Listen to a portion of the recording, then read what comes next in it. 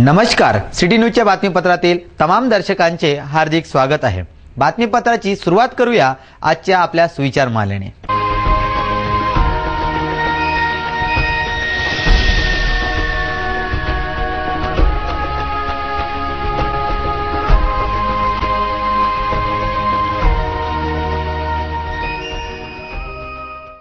तर या होत्या बातमीपत्रातील ठळक घडामोडी। आता घेऊ क्षणभराची विश्रांती। विश्रांतीनंतर पुन्हा भेटू आतापर्यंतच्या घडामोडीसह।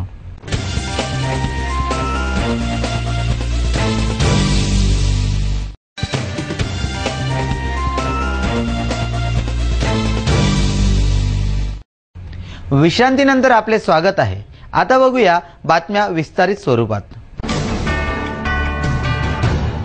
भारतीय राजमार्ग प्राधिकरण अंतर्गत अमरावती शहर व जिल्ह्यातील जुन्या राष्ट्रीय महामार्गाचे सिमेंटीकरण तसेच रेल्वे उड्डाणपुलाच्या पोच मार्गाचा भूमिपूजन सोहळा मुख्यमंत्री देवेंद्र फडणवीस यांच्या हस्ते पार पडला।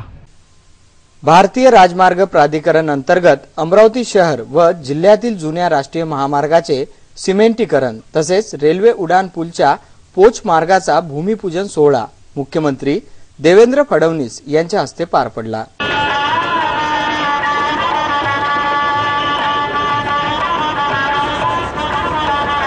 अमरावती शहरातील महामार्गांचे सिमेंटीकरण तथा अमरावती जिल्ह्यातील केंद्रीय मार्ग निधी अंतर्गत विविध कामांचा भूमिपूजन समारंभ इथे संपन्न होतोय।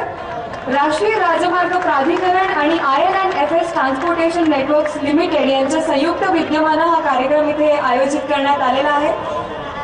आणि त्याचबरोबर राजापेठ रेल्वे क्रॉसिंग उड्डाणपुलाच्या पोच मार्गाच्या बांधकामाचा सुद्धा भूमिपूजन समारंभ इथे संपन्न होतो आहे।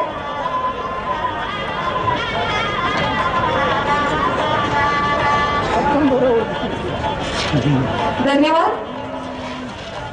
याबरोबरच गांधी ग्राम ऊर्जा विकास संस्था आणि एमगिरी तसंच महाराष्ट्र राज्य खादी व ग्रामोद्योग मंडळ यांच्यातर्फे सोलर चरखा वाटपाच्या पहिल्या टप्प्याचा आज शुभारंभ होतोय। त्यासाठी भारती वानखेडे यांना पहिला सोलर चरखा सन्माननीय मुख्यमंत्री आणि माननीय केंद्रीय मंत्री श्री नितीनजी गडकरी यांनी आपल्या शुभ हस्ते प्रदान करावा अशी मी विनंती करते।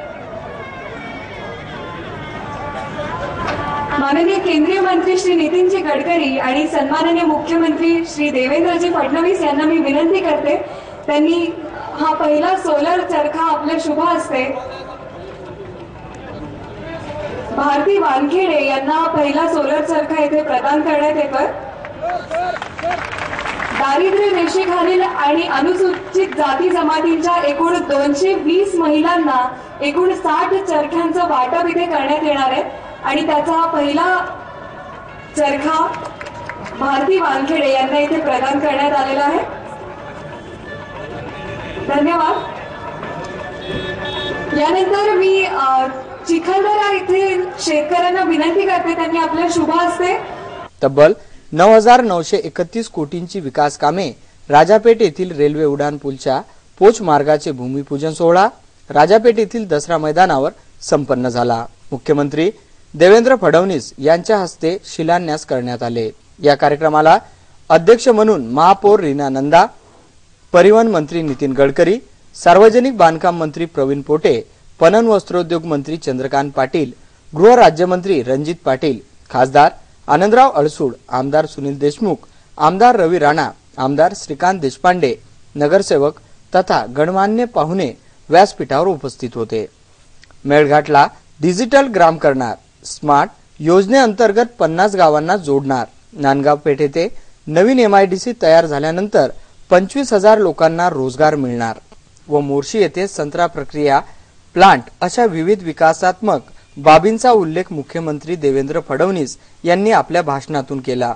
केलेल्या घोषणांची पूर्तता कधी होईल याकडे नागरिकांचे डोळे लागले आहे। या कार्यक्रमाचा आढावा घेतला सिटी न्यूज चॅनलच्या टीमने। तोपर्यंत त्याची अवस्था बदलू शकत नाही आणि त्यामुळे तशाच प्रकारचं काम हे या ठिकाणी आम्ही करतोय। डॉक्टर बोंडेंचं मी अभिनंदन करेन की त्यांनी सातत्याने पाठपुरावा केला आणि या ठिकाणी आमच्या संत्र्यावर त्या ठिकाणी प्रक्रिया उद्योग उभा राहायला पाहिजे। त्याचं ज्युसिंग झालं पाहिजे, अशा प्रकारचा जो विचार सातत्याने मांडण्यात येत होता. नुकतंच महाराष्ट्र सरकार, कोका कोला कंपनी आणि जैन इरिगेशन यांनी एकत्रितपणे आम्ही त्या ठिकाणी करारनामा केला आणि आपला संपूर्ण संत्रा जो आहे त्याच्यावर प्रक्रिया करून त्याचं ज्युसिंग करण्याच्या संदर्भात एक प्लॅन आता मोर्शीमध्ये आम्ही उभा करतोय की ज्या माध्यमातून आपल्या संत्र्याला देखील त्या ठिकाणी मार्केट मिळेल. आणि कोका कोला सारखा ब्रँड आल्यामुळे निश्चितपणे मला विश्वास आहे की त्या ठिकाणी हे जे ज्युसिंग आहे याला मार्केटिंग करता कुठली कमतरता पडणार नाही.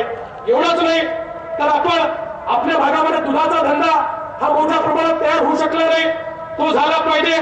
पण आपल्या इथे ब्रँड तयार झाला नाही, कारण शेवटी दुधाला ब्रँड लागतो. तो ब्रँड आपल्या इथे नसल्यामुळे एक अमूल तयार झालं तर गुजरातची अवस्था बदलली. पण आपल्या इथे जे ब्रँड होते ते अनेकांनी खाऊन टाकले आणि त्यामुळे आमचे सगळे ब्रँड हे त्या ठिकाणी संपले. पण दुधाचा धंदा हा शेतकऱ्याला दुष्काळातही जगवतो आणि म्हणून आम्ही या ठिकाणी प्रयत्न केला आणि केवळ दुधाची भुकटी तयार करायचं इथपर्यंत जर सीमित राहिलो तर आता भुकटीला देखील आंतरराष्ट्रीय बाजारपेठेमध्ये किंमत राहिलेली नाही. आज आमच्या सरकारजवळ गेल्या काळात इतकी भुकटी तयार झाली आहे की ती वापरायची कुठे एवढा आमच्याजवळ प्रॉब्लेम आहे. आणि म्हणून त्यापेक्षा वेगळं काहीतरी झालं पाहिजे म्हणून नेसले कंपनी सोबत आम्ही करार केला आणि भंडारा गोंदियाच्या भागामध्ये त्या ठिकाणी आम्ही दुधावर प्रक्रिया करणारा एक उद्योग उभारतोय की ज्याच्यामध्ये दुधातली जी तत्व केवळ भुकटी तयार करायची नाही तर त्यातली काही तत्व काढून ती तत्व एक्सपोर्ट करायची आणि त्यातनं दुधाला केवळ डिस्ट्रीब्युशनच्या पलीकडे जाऊन मार्केट तयार करून द्यायचं. त्या संदर्भात नेसले सारखी कंपनी आज भंडारा गोंदिया या भागामध्ये इन्व्हेस्टमेंट करते आहे.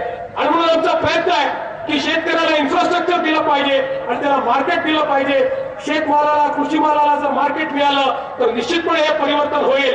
पण हे सगळं करत असताना त्याकरता आवश्यक आहे ते कम्युनिकेशन, त्याकरता आवश्यक आहे ते रस्ते, कारण तुमच्याकडे त्याच वेळी कोणीतरी येईल. मंत्री गडकरी साहेबांनी या अमरावती जिल्ह्याला भरभरून प्रेम दिलेलं आहे.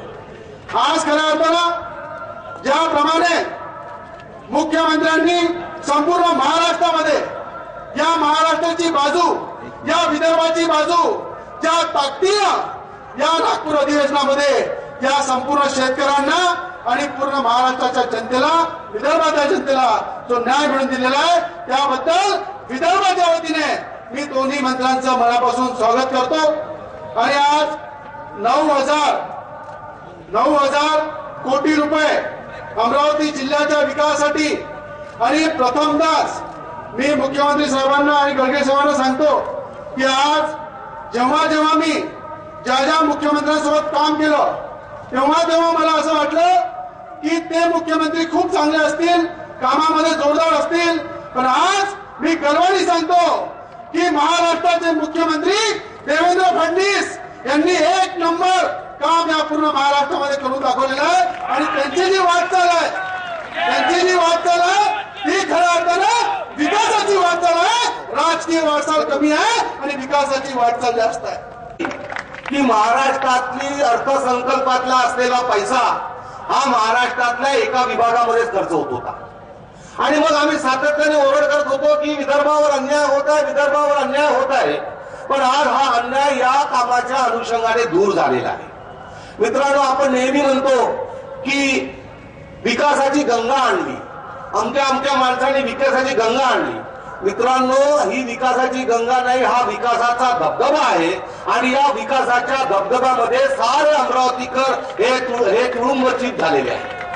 मित्रांनो, याच वेळेस आपल्याला या अनुषंगाने सांगायची माझी इच्छा आहे की हे सर्व होत असताना नांदगावपेठ MIDC मध्ये काही दिवसापूर्वी सन्माननीय मुख्यमंत्र्यांनी रेमंडची जी फॅक्टरी आणली, रेमंडचा जो कारखाना आणला, जवळजवळ 1,500 कोटी रुपये खर्च, 1,500 कोटी त्याची इन्व्हेस्टमेंट आहे आणि 7,500 लोकांना त्याच्या अनुषंगाने रोजगार मिळणार आहे.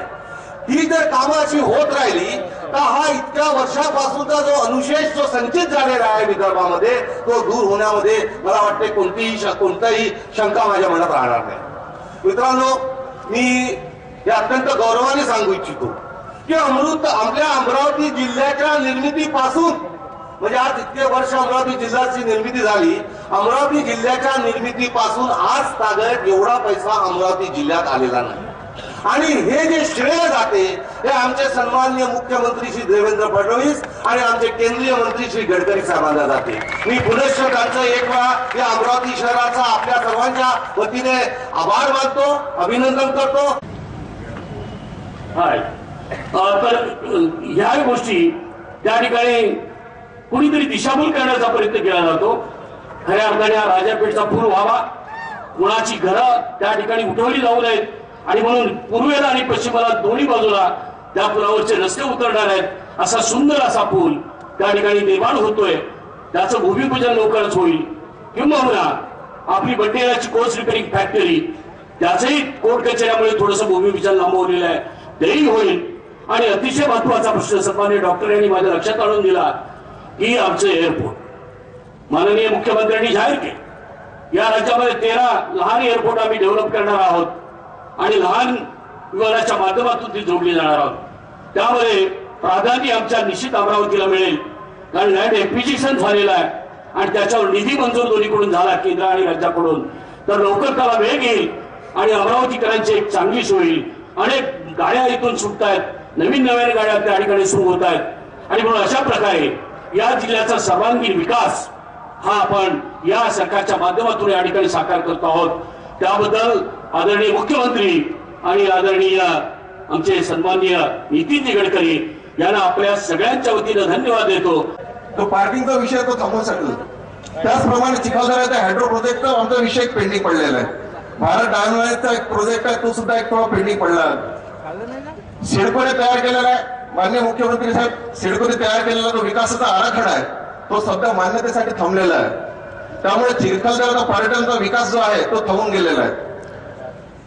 माननीय मुख्यमंत्री साहेबांनी परत एक विनंती असे करतो की शेगाव विकास आराखड्याप्रमाणे शेंगाव गाडगे महाराजची जन्मभूमी आहे, त्या ठिकाणी सुद्धा तसंच गुलाबराव महाराज बादाम आणि रिद्धपूर ही मानवती काशी आहे. या ठिकाणी जर आपण विकास आराखड्यात जर आपण टाकलं तर अमरावती जिल्ह्याचा आणखीन एक गोडवा वाढेल, आणखीन एक साखर पडेल असं मला वाटतं.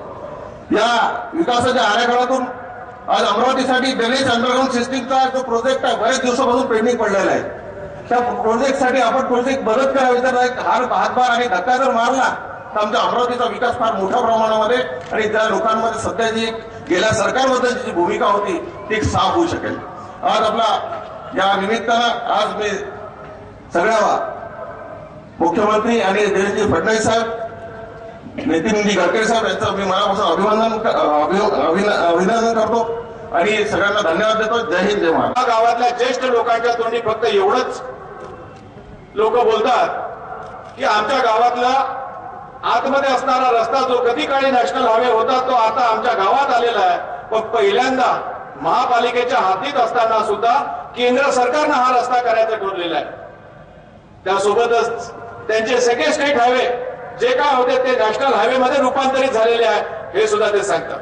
मला कळत नाही की या सगळं बोलत असताना आणि जे 9,000, 10,000, 15,000 कोटीची जी कामं आहेत ते बोलत असताना त्यांना दबक्या आवाजात हे सुद्धा ते सांगतात की ही कामं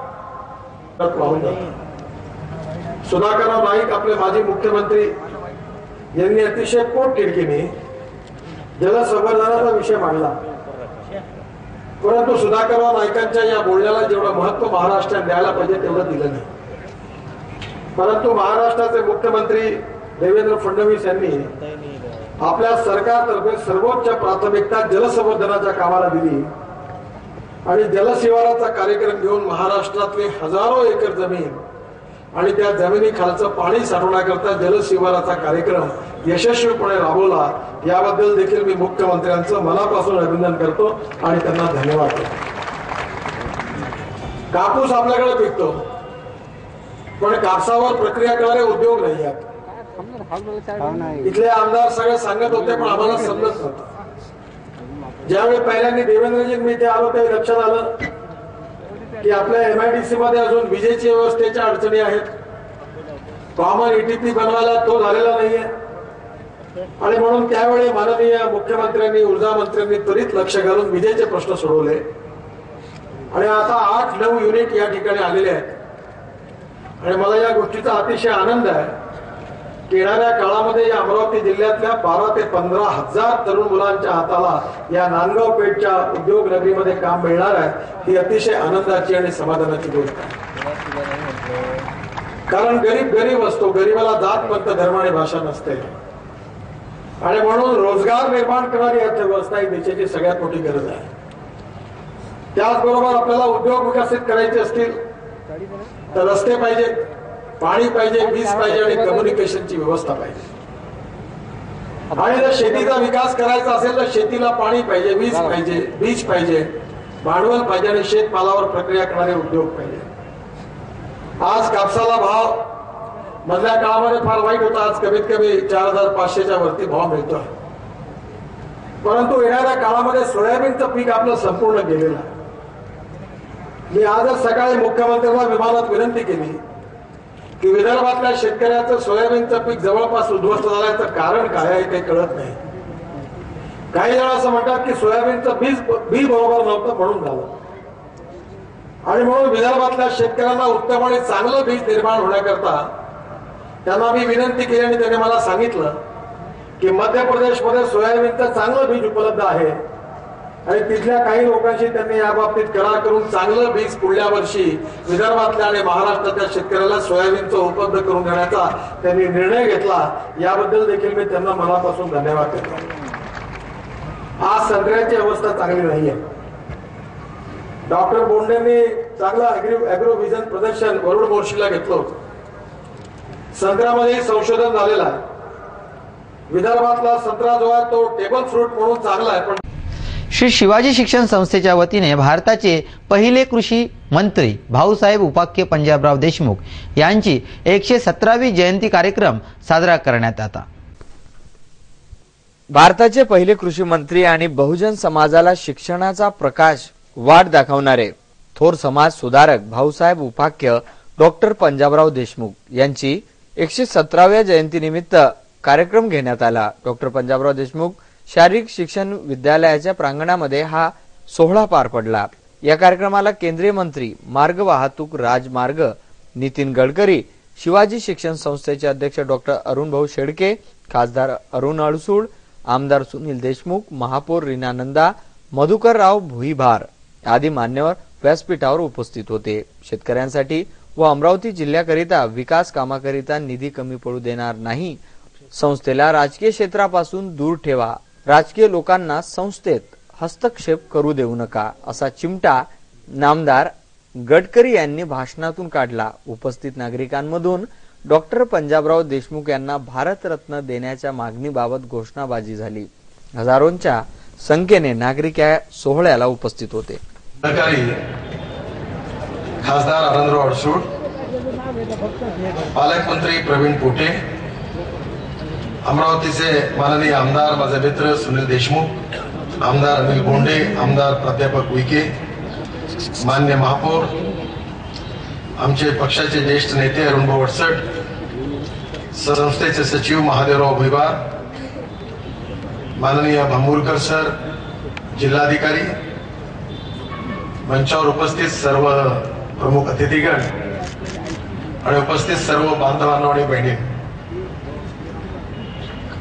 शिक्षण महर्षी डॉक्टर पंजाबराव देशमुखांच्या 117व्या जयंती उत्सवाच्या निमित्ताने मी पंजाबरावांना विनम्र अभिवादन करतो आणि त्यांच्या चरणी एवढीच प्रार्थना करतो की त्यांनी विदर्भातल्या शेतकऱ्यांच्या करता विकासाची अनेक योजना या ठिकाणी आणल्या। या विदर्भामध्ये ज्या दिवशी खऱ्या अर्थाने एकही शेतकरी आत्महत्या करणार नाही तो दिवस पंजाबरावांना निश्चितपणे आज आपल्यात जरी नसले तरी जिथे कुठे असतील तेव्हा तिथे त्यांना सगळ्यात जास्त समाधान देणारा दिवस राहील। तो दिवस त्यांच्या स्मृतीप्रित्यर्थ कधीतरी यावा आणि शेतकऱ्यांना मुक्ती मिळावी हीच मी त्यांच्या चरणी प्रार्थना करतो।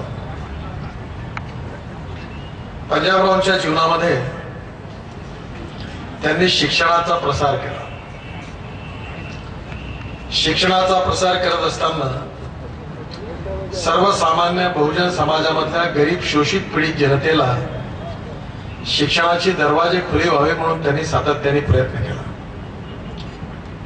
आणि ही गोष्ट खरी आहे की विदर्भामध्ये शिवाजी शिक्षण संस्थेच्या निर्मितीतून त्यांनी मोठ्या प्रमाणावर विदर्भाच्या शैक्षणिक विकासामध्ये योगदान दिलं.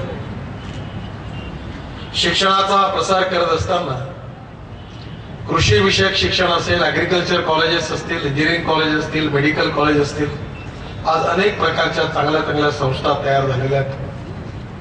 आमच्या नागपुरामध्ये असणारं शिवाजी विज्ञान महाविद्यालय तर नागपुरातलं पहिल्या क्रमांकाचं महाविद्यालय झालं आणि खरोखर त्यांच्या प्रयत्नांमधून शिक्षणाचा मोठा वटवृक्ष उभा झाला.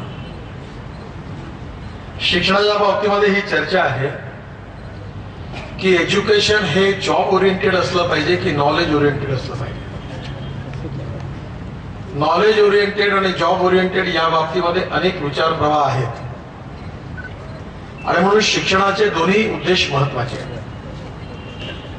सर्वसामान्य व्यक्तीकरता शिक्षण हे जॉब ओरिएंटेड असलं पाहिजे आणि ज्यांना शिक्षणामध्ये अध्ययन करायचं आहे, अभ्यास करायचा आहे, पीएचडी करायचे, रिसर्च करायचं आहे आणि जे देशाकरता आवश्यक आहे ते नॉलेज ओरिएंटेड असलं पाहिजे. आणि म्हणून स्वाभाविकपणे या शिक्षणाच्या बाबतीमध्ये 1947 नंतर आजपर्यंत शिक्षणाचा भावार्थ आणि उद्दिष्ट याच्याबद्दलची अनेक मतभिन्नता आणि चर्चा समाजामध्ये आहे. शिक्षणावर होणारा खर्च हा कुठल्याही देशाच्या भविष्याची पिढी निर्माण करण्याकरता होणारी इन्व्हेस्टमेंट आहे आणि म्हणून स्वाभाविकपणे शिक्षणाचा प्रसार झाला पाहिजे, शिक्षणाचं सार्वत्रिकरण झालं पाहिजे, पण शिक्षणाची गुणवत्ताही पण मेंटेन झाली पाहिजे. सरकारजवळ पैसे कमी असल्यामुळे नाईलाजाने शिक्षणामध्ये विनाअनुदान तत्व स्वीकारावं लागलं आणि विनाअनुदान तत्व स्वीकारत असताना शिक्षणाचं सार्वत्रिकरण झालं, पण कुठेतरी शिक्षणाची गुणवत्ता ढासळते का असं प्रश्न निर्माण झाला. मला असं वाटतं की शिक्षणाचं सार्वत्रिकरण होत असताना शिक्षणाची गुणवत्ता देखील आपल्याला त्याची काळजी घेणं आवश्यक आहे. कारण आपण योग्य प्रकारचं शिक्षण जर आपल्या तरुण पिढीला देऊ शकलो नाही तर भविष्यामध्ये आपल्या देशाचा जो विकास आपल्याला करायचा आहे तो आपण करू शकणार नाही. आणि म्हणून शिक्षणाचं सार्वत्रिकरण होत असताना त्याचं व्यापारीकरण होऊ नये आणि शिक्षणाची गुणवत्ता सातत्याने टिकवली पाहिजे, ही गोष्ट अतिशय महत्वाची आहे. शेळके साहेबांनी सांगितलं की आपली संस्था ही व्यापारीकरण झालेली संस्था नाही. तुम्ही म्हणालात की मेडिकल कॉलेज सरकारने घ्यावं, चुकून या फंदात पडवा.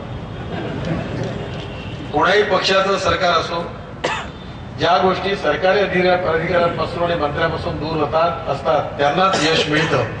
त्यांचा हस्तक्षेप सुरू झाला की कुठली गोष्ट चालवणं फार कठीण होतं. त्यामुळे आम्ही नेहमी अशीच भूमिका घेतली की we don't want politics and political interference of any government in university and educational premises. हे देशाकरता आवश्यक आहे. मी तुमच्या सत्काराच्या वेळी बोललो होतो की शिवाजी शिक्षण संस्थेच्या निवडणुका अविरोध का होत नाही, कारण स्थापना एकाने करायची आणि पदाधिकारी दुसऱ्यांनी बनायचं ही मोठी स्पर्धा आहे आणि प्रत्येकाला वाटतं आम्हाला संस्थेत संधी मिळाली पाहिजे, तुम्ही हे करू नका, नाही तर संस्था टिकणार नाही, संस्थाचा राजकीय पक्ष होतो. आणि म्हणून सरकारपासून आणि राजकारणापासून जेवढे दूर राहाल आणि जेवढी शिक्षणाबद्दलची आस्था यावर जोर द्याल तेवढा यशस्वीता जास्त होईल. आणि म्हणून संबंध सगळ्यांशीच ठेवले पाहिजे, कारण सरकार कोणाही पक्षाचं असो तुमचे संबंध सगळ्यांशीच मधुर ठेवले पाहिजे. पण त्याबरोबर सरकारला आणि सरकारी अधिकाऱ्यांना आणि राजकीय नेत्यांना आपल्या शिक्षण संस्थेत किती दरवाजे ओलांडून द्यायचे हे पण आपण ठरवलं पाहिजे, नाही तर यातून अनेक गोंधळ तयार होतात आणि राजकीय नेत्यांनी देखील शिक्षणात हस्तक्षेप करू नये. आणि म्हणून आज मला आपल्याला विनंती करायची आहे की तुम्ही या संस्थेचं जे चॅरिटेबल स्वरूप आहे ते कायम ठेवलं आणि कठीण प्रसंगी तोंड देत असतानाही अनेक अडचणी तुम्हाला आल्या, यातून मार्ग काढत तुम्ही पुढे जात आहात आणि पंजाबरावांच्या आदर्शाप्रमाणे कार्य करत आहात. याबद्दल संस्थेच्या सर्व पदाधिकाऱ्यांचं, शिक्षकांचं, सगळ्या कर्मचाऱ्यांचं मी मनापासून अभिनंदन करतो आणि त्यांना शुभेच्छा देतो. पंजाबराव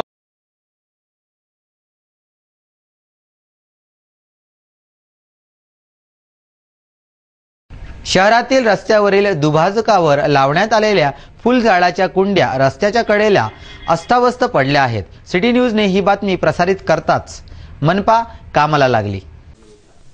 शहरातील मुख्य रस्त्यावर शहराच्या सौंदर्यीकरणाकरिता फुलझाडाच्या मोठमोठ्या कुंड्या लावण्यात आल्या होत्या. मात्र त्या कुंड्यामध्ये कोणताही फुलझाड नसून कोरड्या कुंड्या दुभाजकावर ठेवल्या होत्या. पण त्यापैकी अनेक कुंड्या दुभाजकावरून खाली पडल्या. त्यामुळे सर्वत्र माती पसरली. प्रसंगी या कुंड्यामुळे अनेक किरकोळ अपघातही झाले.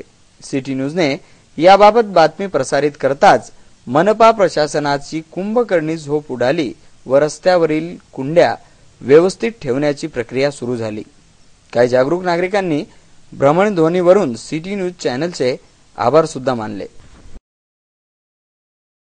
बातमीपत्रात वेळ झाली आहे एका विश्रांतीची. विश्रांतीनंतर पुन्हा भेटू. पहा फक्त सिटी न्यूज.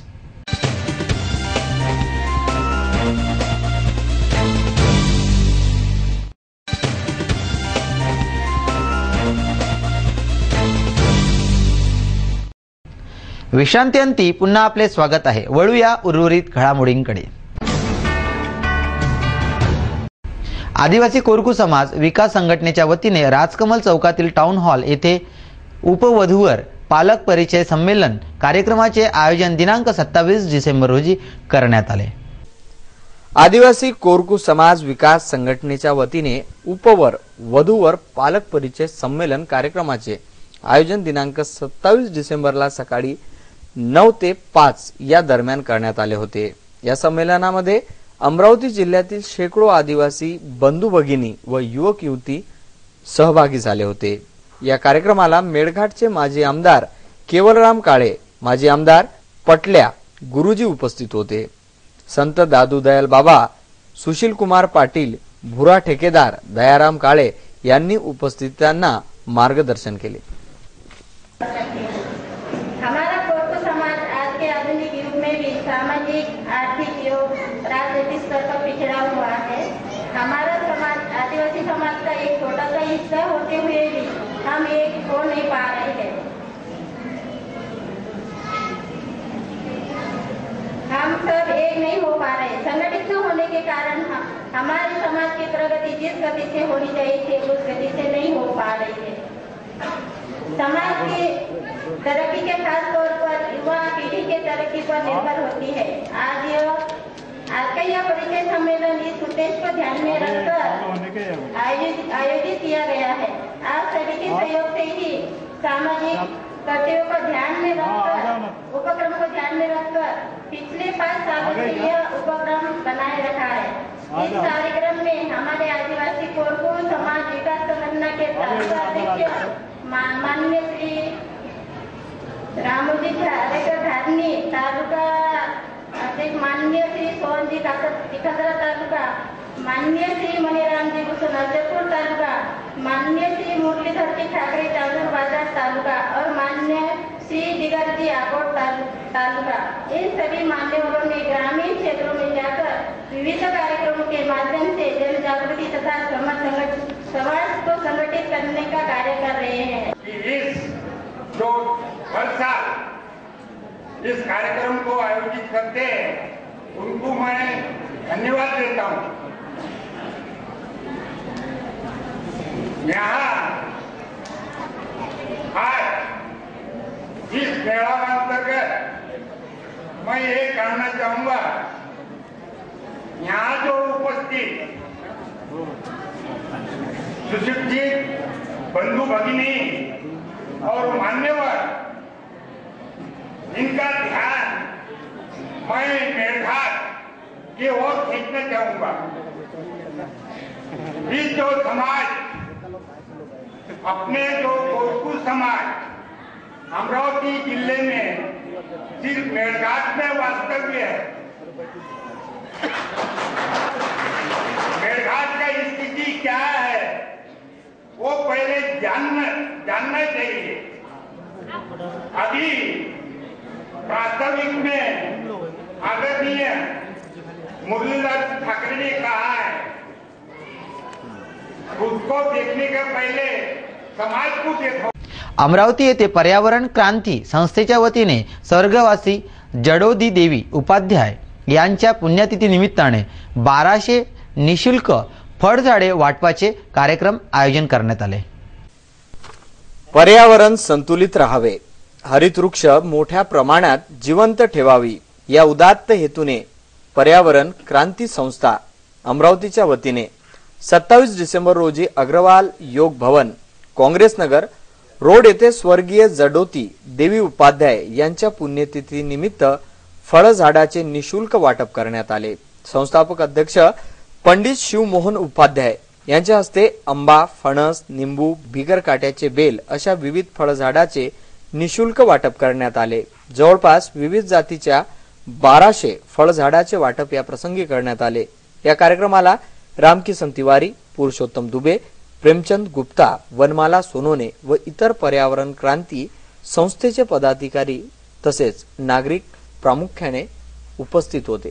श्रीमती जडोती देवी शिवमोहनजी उपाध्याय त्यांच्या जयंती निमित्त सिल्वर 2 पेट जल्दी काय गरजेचं आहे असं माझं म्हणणं आहे।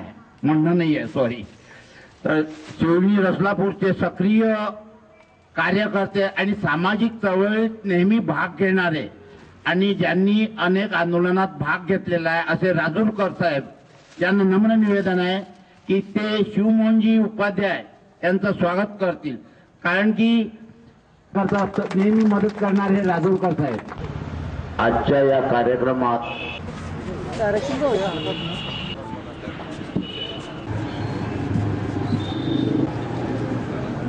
दीजिए सर भाई, आप आगे बढ़िए। शिवमोहनजी उपाध्याय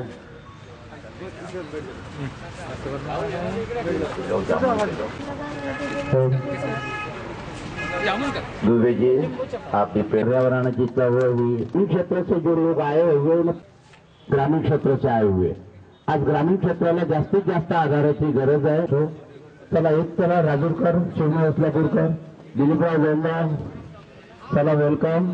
एक नजर बातमीपत्रातील अन्य महत्त्वाच्या घटनांवर। शहरातील वार्ड क्रमांक 30 हैदरपुरा येथील नागरिकांना होणारा पाणी पुरवठा अतिशय दूषित असून अनेकदा नारू व सदृश्य कृमी सुद्धा पाण्यातून येत आहे, त्यामुळे नागरिकांचे आरोग्य धोक्यात आले आहे। अमरावती शहरातील वार्ड क्रमांक 30 मध्ये हैदरपुरा येथील नागरिकांना महाराष्ट्र जीवन प्राधिकरण विभागातर्फे पाणी पुरवठा करण्यात येतो, मात्र या परिसरातील नागरिकांना अतिशय दूषित पाणी मिळत आहे। अनेक ठिकाणी जलवाहिन्या फुटल्या असल्यामुळे नाल्या व गटारांमधील पाणी या जलवाहिन्यांमध्ये शिरल्यामुळे विविध प्रकारचे कृमी जलवाहिन्यांच्या पाण्यामध्ये शिरकाव करतात। तेच कृमी पाण्यामधून नागरिकांच्या घरापर्यंत पोहोचते, यामुळे नागरिकांचे आरोग्य धोक्यात आले आहे। तरी जलवाहिन्या दुरुस्त कराव्या व नागरिकांना स्वच्छ पाणी पुरवठा करावा अशी नागरिकांची मागणी जोर धरत आहे। महीने से लेकर रहा वो कीड़े नारू, एक महीने से किस में से? वो नल में से, वो सार्वजनिक नल में से दोनों तरफ से आते हो। दोनों में से कितने दिन से निकल रहे? महीना भर से निकल रहे, लेकिन 15 दिन से हम छन्नी लगा के पानी पी रहे हैं। छन्नी लगा, छन्नी में निकल रहे क्या? छन्नी में निकल रहे फिर जमा कर रहे हैं, बता रहे हैं। अभी तक आपने कंप्लेंट की है क्या किससे? नहीं, किससे नहीं करे। ठीक है, वो आपको नजर आया क्योंकि आपने अभी हमको बुलाया?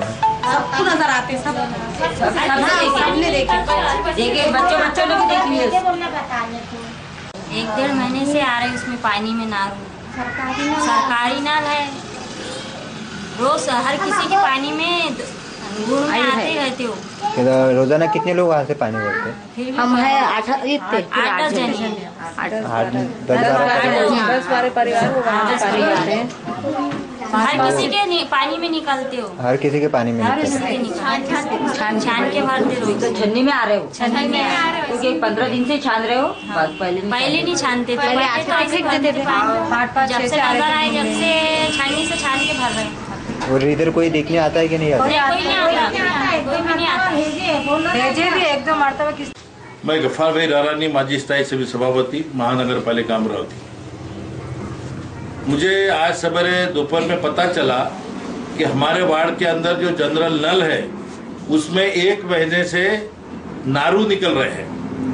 ये लोगों ने आज हमारे पास से कंप्लेंट करी, काफी लोगों को उन्होंने बताया है कि भाई यहाँ पे ऐसे नारू निकल रहे हैं, तो इनकी समस्या का निवारण किसी ने किया नहीं। तो नारू लेकर ये आज मेरे पास है, इसलिए मैंने सिटी न्यूज को ये जानकारी दिया। मैं सिटी न्यूज के माध्यम से जीवन प्राधिकरण के अधिकारियों को अपील करता हूं कि इतनी गंभीर समस्या है कि ये नारू अगर किसी के पेट में चला जाए तो बहुत बड़ी बीमारी हो सकती है, जान हानि हो सकती है। इसलिए मैं अपील करता हूं कि जल्द से जल्द कहीं पाइपलाइन फूटी हो या आपके पानी के जो टंकी है उसके अंदर गंदगी हो, उसकी सब देख रेख करके यहाँ जो गंदा पानी आ रहा है या नारू उसमें निकल रहे हैं उसकी व्यवस्था करें और लोगों के जो जीवन से ये खिलवाड़ होता है या ये परेशानी खड़ी होती है। इसलिए जीवन प्राधिकरण का काम है कि इस पर ध्यान देकर ये समस्या का निवारण करें। अमरावती येथील संत ज्ञानेश्वर सांस्कृतिक भवनामध्ये अमरावती महानगरपालिका शिक्षण विभाग व शिक्षण समितीच्या संयुक्त विद्यमाने महापौर कला महोत्सव 2015-2016 कार्यक्रमाअंतर्गत साज अजिमोशन ऑल इंडिया मुशायराचे आयोजन करण्यात आले होते। या मुशायराचे खास आकर्षण म्हणजे प्रसिद्ध गायिका व सिने कलावंत सलमा आगा यांनी सहभाग घेतला होता। सोबतच प्रसिद्ध शायर अशर सिद्दीकी भोपालचे, मंजर भोपाली दिल्लीचे, डॉक्टर मंजिद देवबंदी कानपूरचे, जोहर कानपुरी उत्तर प्रदेशचे, विसम गोपालपुरी प्रतापगडचे, शहजादा कलीम मुंबईचे, तन्वीर गाजी अमरावतीचे, डॉक्टर खालिद नय्यर आदी शायरांनी सहभाग घेऊन हृदयाला भिडवणाऱ्या शेरो शायरीने अमरावतीकरांना रिझवले।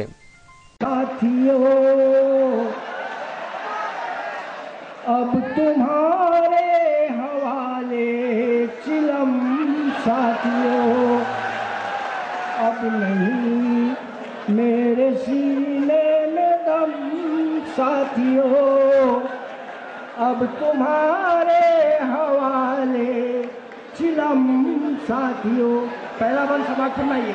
तो शर्म का अब किसको पास है यारो, हयाओ शर्म का अब किसको पास है यारो, हर एक शख्स यहाँ बेलिबास है यारो, हयाओ शर्म का अब किसको पास है यारो, हर एक शख्स यहाँ बेलिबास है यारो।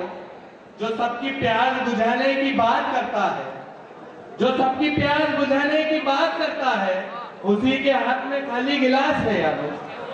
जो सबकी प्यास बुझाने की बात करता है, जो सबकी प्यास बुझाने की बात करता है, उसी के हाथ में खाली गिलास है यारो। और हमारी उस मजलूम के नाम कि जिसने हमारे सरकार की शान में गुस्ताखी की, शायरी इशारे और किनारे का नाम है। मैं हाजिर करता हूँ शायरी इशारे और किनारे का नाम, लेकिन तब भी मैं नाम लेके उस कमलेश तिवारी के नाम 4 मिसरे पेश कर रहा हूँ आपकी अदालत में, और आप मुझे बताएंगे कि मैंने कितने सच्चे मिसरे पढ़े। अगर खून में उबाल और गर्मी पैदा हो तो आपकी दाद मुझ तक पहुंचनी चाहिए। अदा कर इरशाद है, अदा करेंगे। तेवर से जुल्म जबर का चेहरा बिगाड़ दे, चेहरा बिगाड़ दे, मौला अली के नाम से लश्कर पछाड़ दे, लश्कर पछाड़ दे।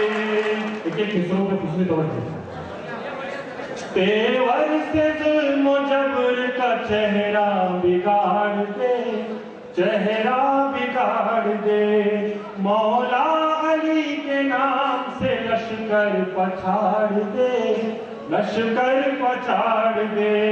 तुझको बता रहा है किरदार मुर्तजा, तुझको बता रहा है ये किरदार मुर्तजा। दुश्मन को मुस्तफा के तू जड़ से उखाड़ दे, दुश्मन को मुस्तफा के जड़ से उखाड़ दे, जड़ से उखाड़ दे। बहुत शुक्रिया। होंगे तू भी तैयार होके चल शबनम, वो भी घर से निकल रहे होंगे, वो भी घर से निकल रहे होंगे। मैं हौसला करती हूँ हजरत, आप शायरी सुन रहे हैं, 4 मिसरे आपकी खिदमत में, आपके दयार में हाजिर करती हूँ।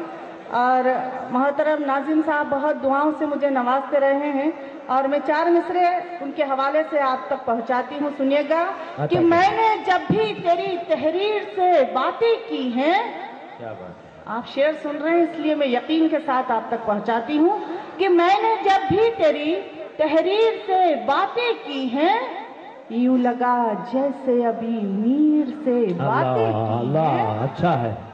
मैंने जब भी तेरी तहरीर से बातें की हैं, यूं लगा जैसे अभी मीर से बातें की हैं। और हिचकियां कल भी यकीनन तुझे आई होंगी, मैंने दिन भर तेरी तस्वीर से अल्लाह अल्लाह, बहुत खूबसूरत शबाना, शायरी हो रही है खूबसूरत, सुभान अल्लाह। बहुत बहुत शुक्रिया हजरात। मोहब्बत में है शिद्दत इतनी, क्या बात है, अपनी मिट्टी से मोहब्बत में है शिद्दत इतनी, जान दे देंगे कहीं और नहीं जा सकते। अपनी मिट्टी से मोहब्बत में है शिद्दत इतनी, जान दे देंगे कहीं और नहीं जा सकते, जान दे देंगे कहीं और नहीं जा सकते। ए वतन, सच्चाई ये है दोस्तों, ये वो जो लोग आए दिन कुछ न कुछ कहते हैं, उन्हें जवाब है कि ए वतन, जिस वक्त तुझसे बेवफा हो जाएं हम, क्या बात, यहाँ महतरम शख्सियात तशरीफ फरमाए, लिहाजा अपनी जिम्मेदारी अदा करना चाह रहा हूं। ए वतन, जिस वक्त तुझसे बेवफा हो जाए हम, वो घड़ी आने से पहले ही फरार हो जाए हम। के उसे मुर्दा बना दिया, आया था अपनी जान बचाने के वास्ते, घर वाले आए मुर्दा ले जाने के वास्ते, घर वाले आए मुर्दा ले जाने के वास्ते। और दोस्तों, ये आखिरी मसले वाला बन जाते जाते डॉक्टर खालिद नैयर ने खूबसूरत शाम सजाई आपके मुशायरे को, मैं उन्हें मुबारकबादी पेश करता हूँ। उन्हीं के हवाले से ये बन आप तमाम तक पहुंचाता हूं, मुलाजा करें दोस्तों। मक्के वाला बंद। जाता हूं अब यहां से तुम्हें करके मैं सलाम, जाता हूं अब यहां से तुम्हें करके मैं सलाम, कैसा लगा है बोलो स्पीकर का ये कलाम। थैंक यू दोस्तों, थैंक यू। जाता हूं अब यहां से तुम्हें करके मैं सलाम, कैसा लगा है बोलो स्पीकर का ये कलाम। आऊंगा फिर कभी मैं सुनाने के वास्ते, जो गमज़दा है उनको हंसाने के वास्ते, जो गमज़दा है उनको हंसाने। ये वतन राणा शिवाजी और टीपू सुल्तान का, क्या बिगाड़ेगा कोई दुनिया में हिंदुस्तान का। ये वतन राणा शिवाजी और टीपू सुल्तान का, हिंदू मुस्लिम सिख ईसाई एक हो जाए अगर, हिंदू मुस्लिम सिख ईसाई एक हो जाए अगर, रुख बदल सकते हैं ये उड़ते हुए तूफान। हिंदू मुस्लिम सिख ईसाई एक हो जाए अगर, रुख बदल सकते हैं ये उड़ते हुए तूफान का। और एक मसला और पैसों में बिकने वाले अखबार हो गए हैं, पैसों में बिकने वाले अखबार हो गए हैं, दुनिया में जालिमों के हथियार हो गए, पैसों में बिकने वाले हथियार हो गए हैं, दुनिया पैसों में बिकने वाले अखबार हो गए हैं, दुनिया में जालिमों के हथियार हो गए हैं। हम शेर पेश कर रहा हूं, मुलाहिजा फरमाइए कि काबिज चमन पे जब से गद्दार हो गए हैं, काबिज चमन पे जब से गद्दार हो गए हैं, ये भेड़ियों से बढ़कर पुकार हो गए। काबिज चमन पे जब से गद्दार हो गए हैं, ये भेड़ियों से बढ़कर खुखार हो गए हैं। और दोस्तों शेर पेश कर रहा हूं, मुलाहिजा फरमाइए कि ये भेड़ियों से बढ़कर खुखार हो गए हैं। शाहरुख हो या के आमिर या हो मुनव्वर राना,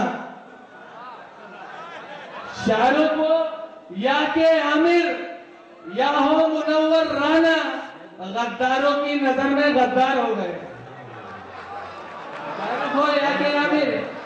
या प्रसंगी सिटी न्यूज चॅनलचे प्रबंध संपादक श्री चंदूभाऊ सोजतिया यांच्या वाढदिवसानिमित्त सदिच्छा देऊन त्यांना शाल श्रीफळ देऊन सत्कारही करण्यात आला। या कार्यक्रमाचे सिटी न्यूज चॅनलवरून थेट प्रक्षेपण दाखवण्यात आले। अमरावतीकरांनी या कार्यक्रमाला भरभरून प्रतिसाद दिला।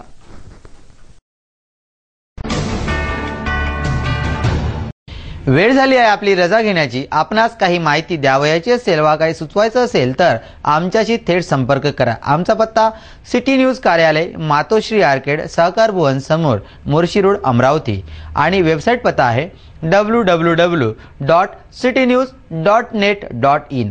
अचूक, सडेतोड आणि निर्भीड बातम्यांसाठी बघत राहा फक्त सिटी न्यूज।